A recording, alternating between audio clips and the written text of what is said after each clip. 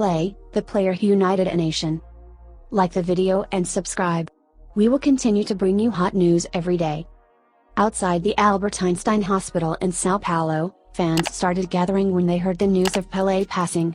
Some were dressed in the number 10 shirt Pele wore when playing for Santos. Outside a banner had been draped that read "Eternal King Pele." This is a moment that Brazilians had been expecting for some time but also dreading. In recent weeks, Pele's daughter Kelly Nascimento had taken to Instagram to keep his fans updated about his condition. Every post or story fervently followed for any news of "O the King" in Portuguese. When news eventually came of his passing, it was still a big moment. The hospital issued a statement confirming his death from multiple organ failure connected to his colon cancer, but it was more than just a medical bulletin. It also said that the hospital shared the suffering felt by the family and everyone over the loss of our beloved king of football. That is a mark of just how important he was for Brazilians. While Pele was of course a footballing legend the world over, for people here, he was so much more. President-elect, Luiz Inácio Lula da Silva, who is due to be sworn in on Sunday, said he had had the privilege of seeing Pele play, although he added it wasn't merely playing, it was a show.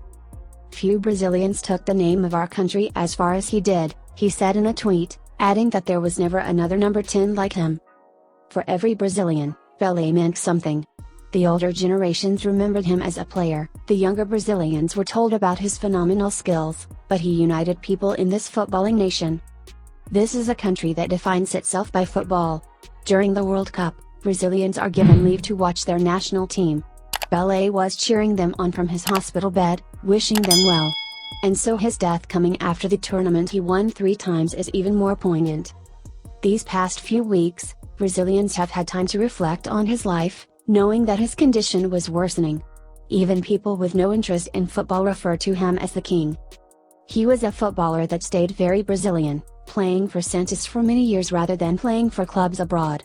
In fact, President Jânio Quadros in 1961 even declared him a national treasure, which meant for years he couldn't be exported to play for clubs abroad, such was his hero status and importance for national pride. In a country where racism and classism are still so dominant, Pele, a black footballer from a poor background, was an incredible success story. He rarely talked about racism, a stance that he was at times criticized for. But he always championed the power of football to bring the nation together, to give opportunities to even the poorest Brazilians. Pele was also known to keep his head down when it came to politics.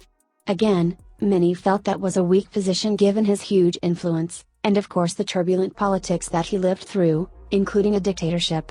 But in a country that has once again become increasingly divided when it comes to politics, this silence also allowed him to transcend politics, to be loved and respected universally as the king of all Brazilians, both on and off the field.